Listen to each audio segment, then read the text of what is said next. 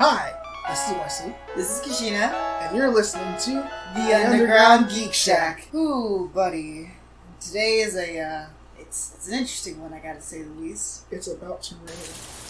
I mean, honestly, the rain is probably the perfect setting for this the anime we're talking about today. I think you're right.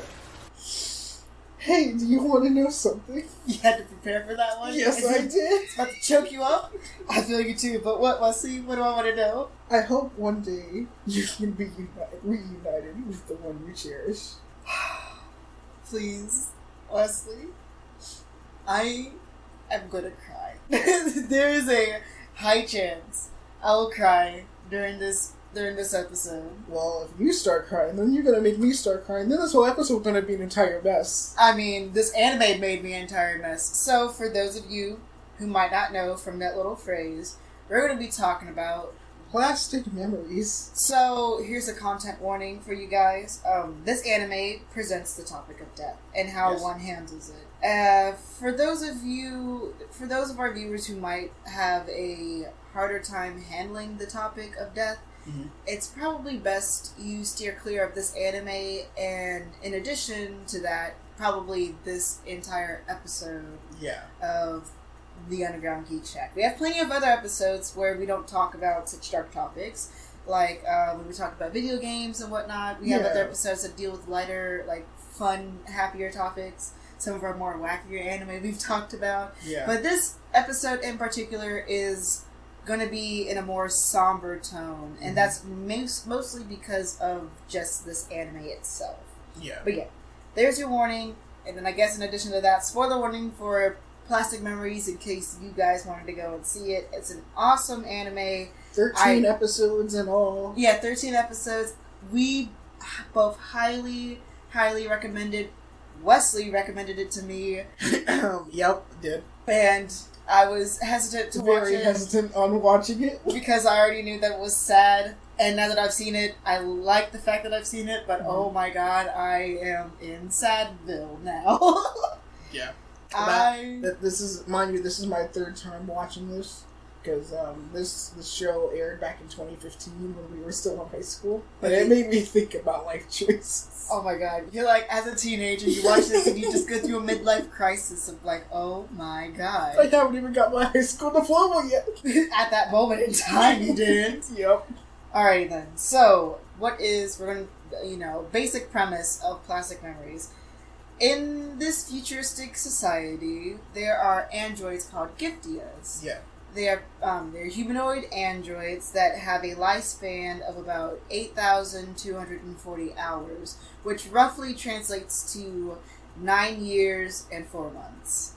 Yeah, I was about to say, my math isn't that good. And it's like, that's a very particular lifespan. And in this anime, we focus on an agency, the Terminal Agency. Yeah. They go out and they... Terminal Service Agency, sorry. Sorry, yeah, thank you. Terminal Service Agency. And what they do is they go out, they retrieve these androids who have reached the end of their lifespan and terminate them before they could go rogue, and they return them back to the owners. Return them to the owners. Well, if the owner decides, because they have to sign a form. They have to sign an agreement form to either get it replaced, get a new person, or get a new Giftia in this sense, or get a new personality put into that body. Because as I will remind you, these are androids. Yeah. But when watching this, that's the one thing I have to say. Yeah. Is when watching this, I tend to forget that they are androids. Yeah, because even when I watched it, I initially sat here and thought was like, oh, these aren't androids, they're humans. Like, legit, they're humans. But when you see it and everyone's like, oh, they're Giftia, and you're just like, no, that's a human. That's a human. Straight up human. And then you actually see it, and then they're like, oh, my lifespan is this, or I didn't tell you this, but you only got me for like a month or two, and then you're just like, oh snap, you are a Giftia. Like, it is legitimately, like, it's heartbreaking, but in a good way. Yeah. So, before we get started with getting into a deeper dive of this anime, tell me, how did you find this anime? I was on Hulu back in 2015, and I was just like, because I always still have to say, like, back during when we were back in high school, we only had, like, Netflix and Hulu at the time, and when we had those two things, I couldn't really find much on Netflix, because, Netflix was still coming out with anime. They were dealing with anime in a very questionable way, but yes. Yeah, and so I had Hulu, so I was like, you know what, I'll go on Hulu. And at that current point in time, I was just bored. Because, I had seen majority of the action anime and everything like that. So, I came across Plastic Memories, and I was like, what the heck is Plastic Memories? So, unbeknownst to me, I clicked the play button. There's only one season of this, by the way. There's no dub for it, sadly. Yeah, it's just in Japanese, but it's perfectly fine. Oh, yeah. Well, I sat there and I clicked episode 1, and back in 2015, I could probably get through 13 episodes within a single day. This took me 2 days to actually get through. Oh, I binged this an entire day. Well, now it took me 2 days to actually get through because of we actually have a job now. Yeah, when you become an adult, you can't just binge watch anime all day. Yeah, and so at that current point in time, it took me only a single day to actually get through it. And then I remember going back to band camp or going back to band at the current point in time and being like, yo, I just watched the anime called Plastic Memories, and you being like, plastic what? You said I had an experience. I left you, a happy-go-lucky Wesley. You come back, like, war-stricken. You had that veteran look on your face. I was like, buddy, what happened? You said, I experienced something. And I'm just, like, over here contemplating life choices, and you're just like, buddy, you good? You're still a high schooler. I'm just like, what is life? Who are you people? So, you know what? It's interesting. We might have to do, a talk between friends episode about this, about how we go about choosing anime. Mm-hmm. I mean, now it's kind of, forced upon us, but back then, how we chose anime is quite interesting. So... As you know, you decided to watch this due to moi. I'm about to say, yeah, I watched it because of you, and I was hesitant to watch it because I've heard of reviews about it. They didn't get into spoiler territory, but most of the reviews that I had seen, going into... Before, back in 2015, when I watched it, didn't even know there was such thing as a review for anime at the time. Yeah. And then, now watching this as an adult, I was like, you know what, let me see if I can find some reviews on it. Most of the reviews, kind of tanked, and they were just like, it's not good, it's alright, but it doesn't live up to what it's supposed to be. And I'm like, what? I watched Glass Reflections recommendation on this, and he was saying, it's beautiful, it's great, it's awesome. He gave it such praise. He was just be careful, it's sad. Yeah. And that was the thing that always got me was, be careful, it's sad. And I was like, ooh, because, I probably mentioned this multiple times during this series, but I cry very easily. Yeah, I did mention this. I mentioned it last episode during the Code Black. Oh, yeah. Yeah, you did. But I cry very, very easily. Mm-hmm. I tend to become emotionally attached to characters, and what I do while I'm watching something is to feel what they feel. I put myself in their shoes.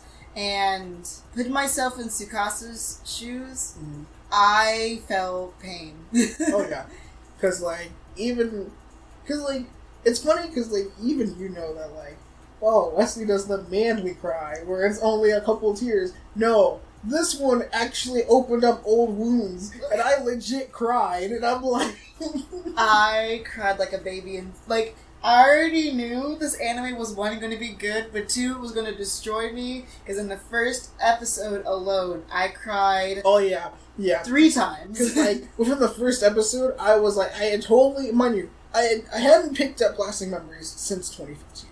And so, me going back to watch this again... when you get hurt and you have, that Band-Aid that's on, but then, sometimes you're kind of, reluctant to, rip it off because you think, oh, the wound's gonna open up again. Yeah. So, that Band-Aid was on there pretty tight and surrounded by all these other animes like Naruto and everything else. You said I hide the pain in My Hero Academia. I use Deku the basket. Wrong, I use Edward. Edward, why does it hurt? I'm sorry. Or I use Persona. But, just going back to this, and I'm just like, what was this about again? But then Marty was like, no, you know what this was about. And you're then... trying to hide, you're trying to Forget the trauma. Yep. And then I go in, and I'm like, okay.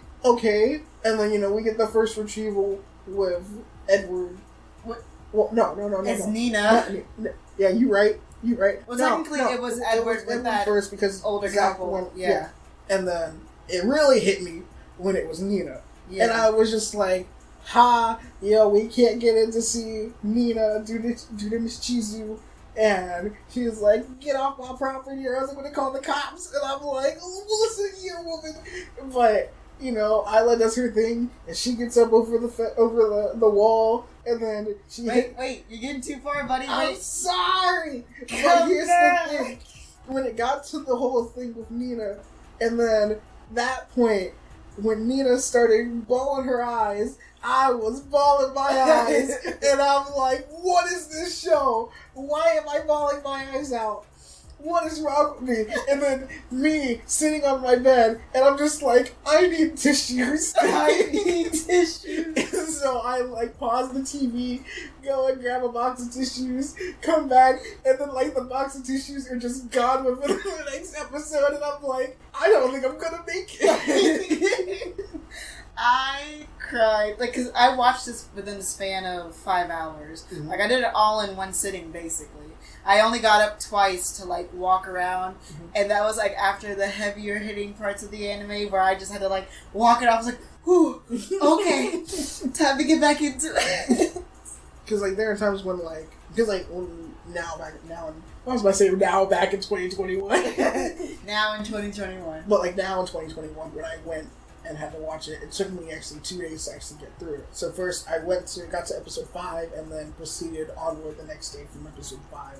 Well, episode 6 and then on to episode 13. And at that current point in time, I was just like, oh, this is gonna hurt. Because, me watching it, and I'm just like, okay, oh no, why? Oh no. So, let's now get into the more deeper part of it. So, I did not mean to tell my entire life story within those couple minutes. I am so sorry. But this anime, it makes you feel things. It's just one of those very emotional anime. So, let's start off with talking about the characters. First off, the main character, Tsukasa. He's 18. I love this kid. He's a good kid. He's very good. He has his heart in the right places. Honestly, I am too much like him for how bumbly and how awkward I am when it comes to social interactions. I might sound confident in this podcast. Talking to you guys right now, I sound very, very, very confident in what I do and stuff like that. But in actual real-world situations, I am very awkward when it comes to interactions with other people, and I feel Tsukasa. Actually, I feel like I'm sometimes more like Isla than I am as Tsukasa, because Tsukasa can actually be like, all right, I kind of know what to say, but Isla's just kind of air. I feel like if anything, I'm kind of like Tsukasa. I can understand you being Isla. Yeah, because I'm not bad with social interactions. I'm somewhat socially, But then again, I feel like part of me is part Tsukasa and part Zach. Dude, Zach, I love Zach. Oh yeah, continuing on with characters, but so we have Tsukasa, an 18-year-old boy who works at the SAI terminal services, and he's there because his father is friends with the main boss, which it's an interesting plot point that was put in there. Yeah. That didn't really get expanded upon. Well, because it kind of did, because all we know is that this particular terminal area, this office, they're scattered all over the world. But this particular terminal office has a lot of overhead, and it's because of the way they retrieve their targets, as they call it. The way they do it, I love the way they do it. Mm-hmm. It's not just, hey, we're here to take it. We don't care if you're upset about it. We're taking them now. Yeah. That's sad. Yeah, but because they kind of explained it a little bit as to why Tsukasa is the way he is, and that's only because he went to take his college entrance exam and failed because he had appendicitis. Was that what it was? Yeah, he's explained it. He said the reason why he failed the test was because he was out because he had appendicitis. Oh, I mean, I thought he was saying because he just passed out and just didn't take the exam. I mean, he jokingly said after his first date with Isla that he says he always seems to pass out at the most important moments. Because he overworked the night before and he passed out on the Ferris wheel because he worked so hard. Yeah, that was kind of... That was intense. I will say that. But yeah, going back to Tsukasa. But yeah, since... Because when he had stated that, and I was like, okay, maybe it's because, he tends to, overthink things a little bit. And maybe that's why he didn't, do so well on the exam. But then I was like, but it's also kind of a good luck kind of thing, because if he did do well on his exam, he would have gotten into a good college to do something better. But then that means we would have never had that how, romance. what the terminal service actually did, or, who Isla was, who Michiru was, who Zack was, who Constance was, who Sherry was. Everybody at the freaking agency. Yep. Oh my god. Kazuki. So, we've been mentioning Isla a couple of times. So here's Isla. She is a Giftia, which at this moment during the anime only has about 2 months and some change left before it's time for her to be retrieved.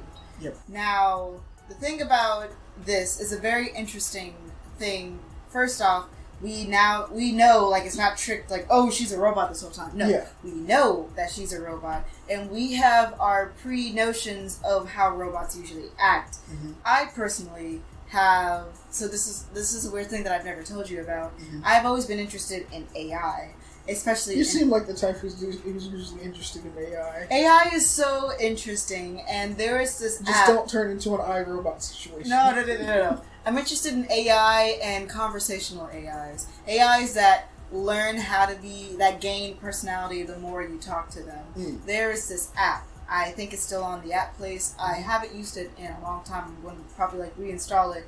But basically, you are assigned your own AI. No, it does not have only 9 months to live. Or that's not how that works. No. Okay. So, what it is it'll start to gain a personality based off of how you talk to them.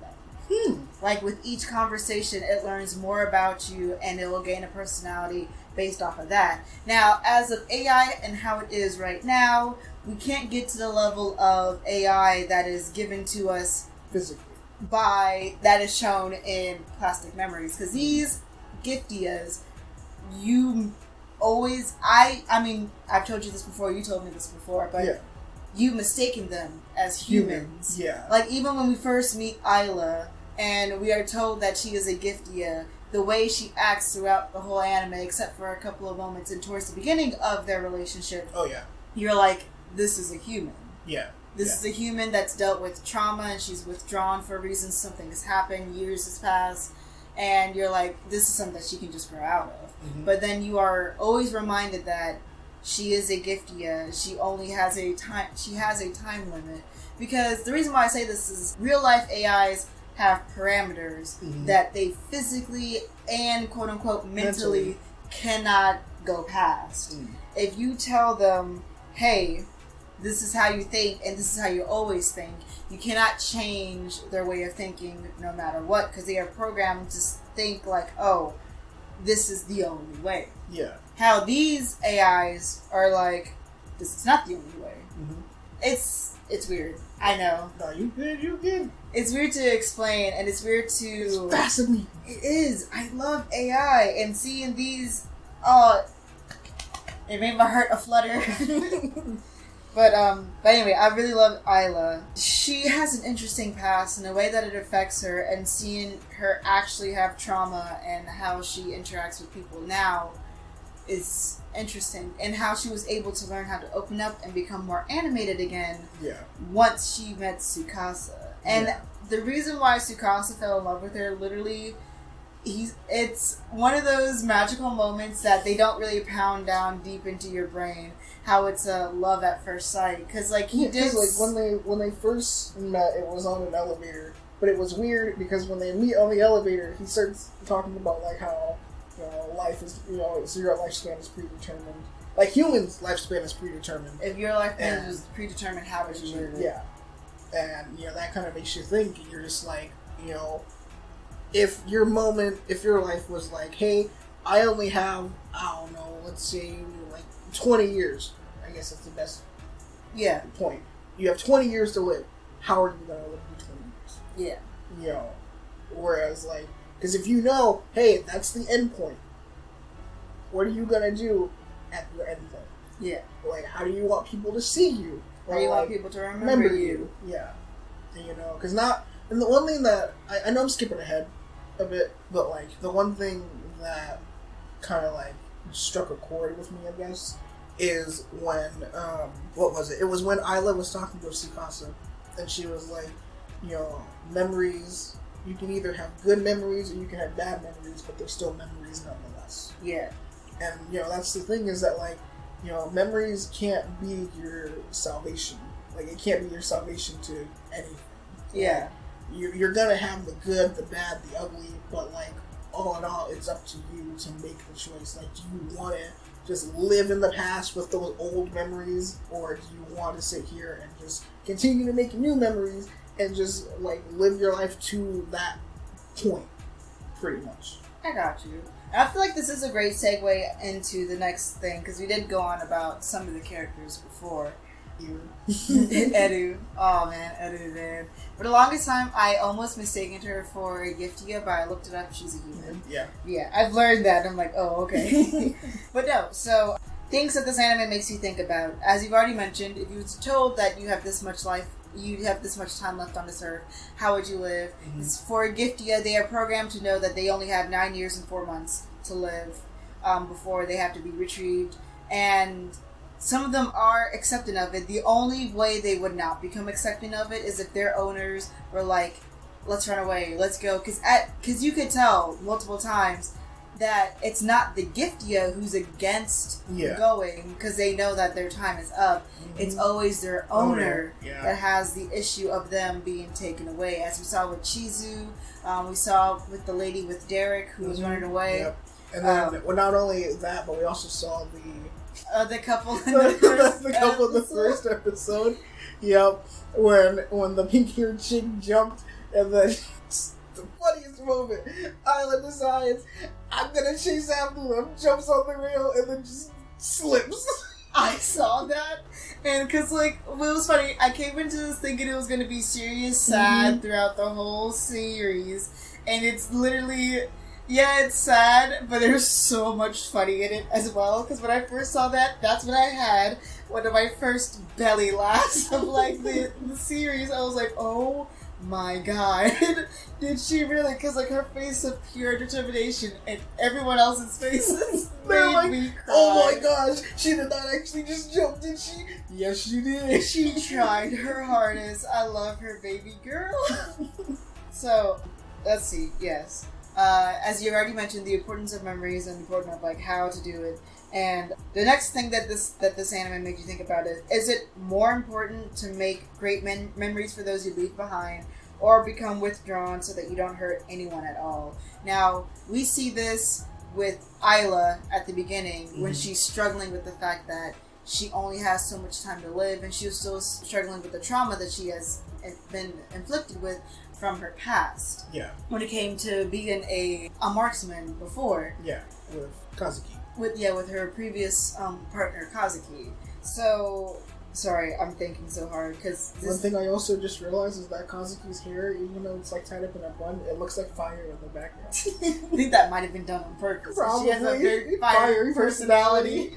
So, at the beginning, Isla was very withdrawn. She wanted to become a machine.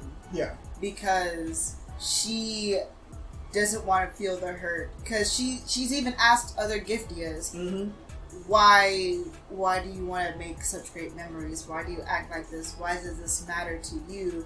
Won't it just hurt when your time comes? Yeah. And most of their responses are, I know it's gonna be sad, but, you know, in the end, I want them to remember me this way. And that even though I'm gonna be gone, they still have something to remember me by.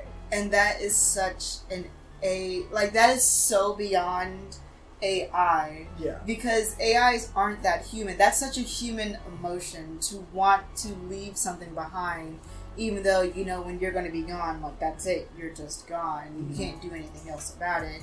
But the fact that you will be remembered is like your main concern. Yeah. Because, okay, so what Isla represents to me is Isla represents modern AI and how she doesn't fully comprehend other people's emotions. Like the fact that she kept questioning why Tsukasa always smiles. Like why is he always smiling despite this sad thing happening? Because logically, something sad's happening. You should be sad. There are certain emotions you should feel, but Tsukasa kept smiling, and that, of course, confused Isla. And she's like, "Why does he smile?" Yeah. Like that's an AI thinking. All the other Giftias are very like human in a way. If you think about it, it's just, and the more you think about it, it just seeing her kind of like learn and finally understand that the way Tsukasa was because, I mean, one, he wasn't able to keep his promise with Sota, which we'll talk a little bit more here shortly, and the fact that he knew that Isla only had 2 months to live by the time he really started to get to know her.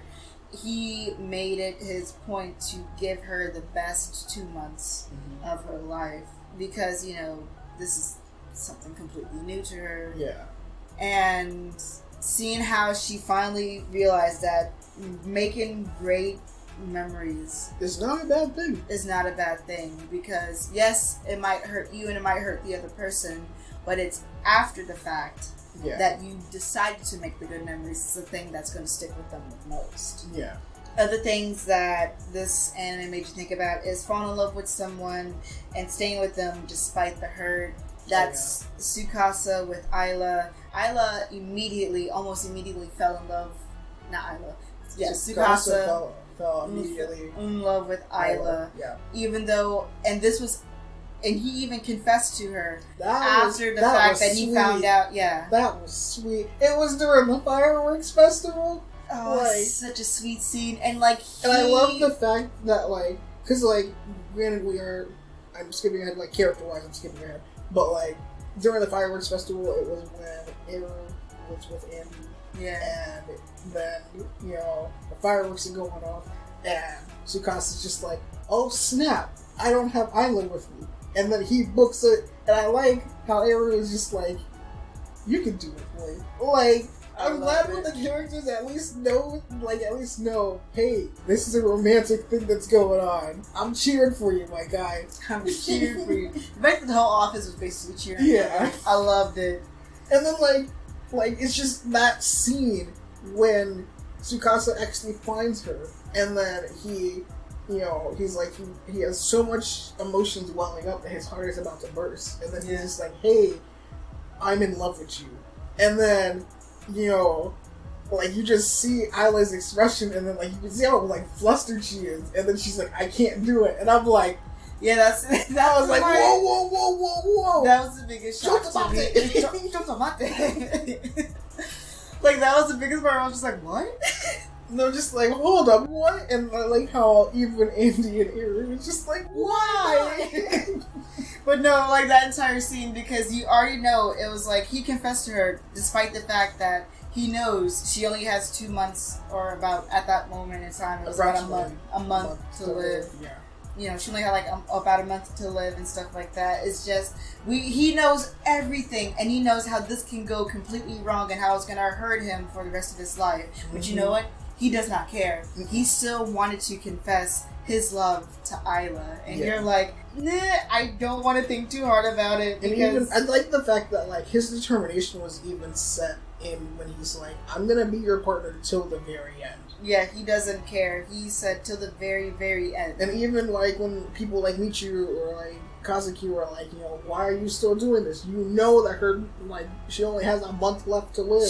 They all said, this is going to hurt you. Yeah, and then he just looks at them with pure conviction in his eyes, and he's like, I will be with her until the end. He's like, I have determined this, and this is something that I have decided. Yeah. And Isla agreed to it, and she was down for it. Some other things that this anime made you think about is living in old memories, like dwelling in the past, versus creating new ones. Now, the reason why I talk about this is because the whole situation between Eru and Andy. Yeah. Because we found out... That kind of hurt. We found out with Andy's body... Andy's body now houses Andy's body houses a new personality, which is Andy, but it used to be Olivia. Era's neighbor and friend. Like, she said she grew up with her and stuff like that. And, like, they used to do all these things together. Mm-hmm. And it was at this moment in time where Tsukasa was questioning, hey, the body is still the same. Is there a way that the old personality... Yeah. Of the soul that was in there. And everyone's like, no, it's impossible. That can't happen. And them going to the festival, you see that this Andy is completely different. Yeah. From the Olivia that she knew. And Eru said she still wants to be friends with Andy. Yeah. And even the crucial moment was when she's like, I can't live in the past. Yeah. She was like, that's Olivia. This is Andy. And she's like, someone new. And she's like, all we have is right now in this moment. And she said it wouldn't be fair to Andy to try to keep hoping that Olivia would come out because this is Andy now. Yeah. And you're like, oh my god, it hurts so much. Another thing is cherish what you have before it's gone. And this is the whole situation between Sota and Marcia. Yeah.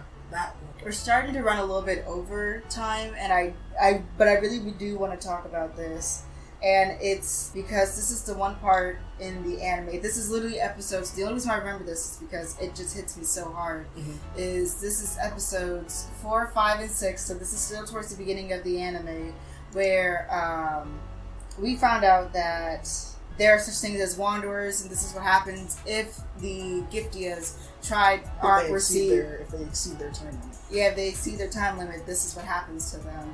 And it's just Sota, after the loss of his parents and after he was starting to be raised by Marcia, you find out that, she tells him, hey, this is how much I have left in my lifespan. After this, someone's going to take me away, and you will have to go on without me, basically. Yeah. He's just like, but you're supposed to be here with me forever. You were here when I came to this earth. Now you're just going to be gone. Like, it hurts. Yeah. It hurts a lot. And how some people deal with that is they just reject it. They're like, well, then they tell themselves, they're in the down, they're like, well, then I don't like you anymore. I just want you to be gone. Because they want to get rid of it faster because they don't want to feel the hurt. But then afterwards they realize that, the past still happened. They actually still feel for that person. And you feel the regret of not being able to say goodbye. Yeah. And that is touching too close to home because I have dealt with a very similar situation with my grandfather. Mm-hmm. Well, I never hated him, but I just wasn't given the chance to properly say goodbye to him. Yeah. And that's why I'm not going to dwell on it too much because I don't want to cry on this episode. Because let me tell you, it will make you cry. It will make you cry. But and then the last thing I just wanted to say before we go off on our overall thoughts and, start ending the episode is the last thing that this thing makes you think about is wanting to hold on, even though it's a lot better if you just let go. Mm-hmm. And you see this with Chizu with Nina, Michiru with her. All right, sorry about this, guys. Technical difficulties. But hopefully you can still hear us. So, back to what I was saying was... you were talking about Chizu and Nina. Nina wanting to let go, wanting to hold on even though it's a lot better to let go. Sarah and her grandfather, Michiru with her father, and then finally Tsukasa with Ayla, because he even said at the end, why don't we just run away? Maybe if we just run away, we could live, even though he has seen what has happened if they go past their time limit. Yeah. He's like, what if we just live together somewhere? What if it was just us? And, he knows the bad about keeping her around, but it's the fact that, no, I don't want to cry, but I'm starting to think about it, is because this is the only part in the anime. It's literally episode 13, the very last episode, where, it starts to set in the sadness. You see that he is subtly reminded that this is the last day. It's just so freaking sad. Yeah, not to mention the fact that, he has to be the one to retrieve her. Yeah, and he is the one who has to sign off on her agreement paper saying, I agree to her being received. It's just so It hits so hard. Yeah. Especially in the final merry-go-round thing. Not merry-go-round, Ferris wheel. Yeah. I'm sorry, guys. I'm trying to keep my composure. It's just this anime is just so sweet. I love it. It's just that hits me so hard. So one thing I'm gonna ask before we actually end off is, does this remind you of anything else? Yes. For those of you, I don't know if any of you guys have read this, but this was going around on the internet when it first came out. There's a manga called Tokidoki, and it's about two people who have a very similar disease where you are born and your heart only can beat it has a finite amount of heartbeats before it can no longer work anymore and the person dies. And it shows two completely different people. A girl who makes it very well known that she has it, that she tries her best not to use up too much heartbeats. Yeah. But you have a guy who we don't know who has it till the very end, when it found out that he only has 15 minutes left to live. Yeah. Even that was sad, because when you don't really know the fact of, oh snap, he only has 15 minutes to live, but you kind of realize it when his friend in the music club says, hey, he won't be going on stage. He's not going to make it on stage. Yeah, and then you kind of get that sense of, oh snap, he has, or this person at least knows that his friend has the disease. Yeah, now we know. And she runs up there and she's like, why didn't you tell me? And he said, I made it a goal. And she was like, why didn't you get the app and stuff like that? And he said, because I want to live my life without knowing when I will die. Yeah. Even though I know that I only have this amount of time left now, I want to be able to live it and not care. Yeah.